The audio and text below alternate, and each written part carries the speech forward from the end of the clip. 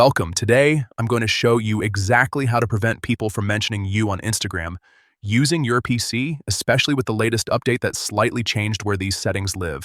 If you've ever been tagged or mentioned in posts or comments you didn't want to be part of, this quick setting can give you back full control over your privacy. The good news is, it only takes a minute to fix. First, go ahead and open Instagram on your web browser. Log into your account like you normally would. Once you're on your home feed, look toward the bottom left corner of the screen. You'll see three horizontal lines, which is basically the menu button. Click on those three lines, and a small menu will pop up. From there, select Settings.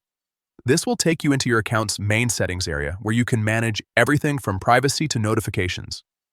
Now inside Settings, look for the section called Tags and Mentions. Depending on your layout, it might appear in the left sidebar or within the main settings list.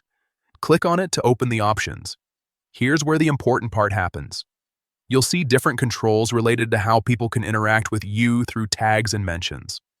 Find the option for mentions and select Don't Allow Mentions. Once you choose this, Instagram will automatically prevent anyone from mentioning your username and caption.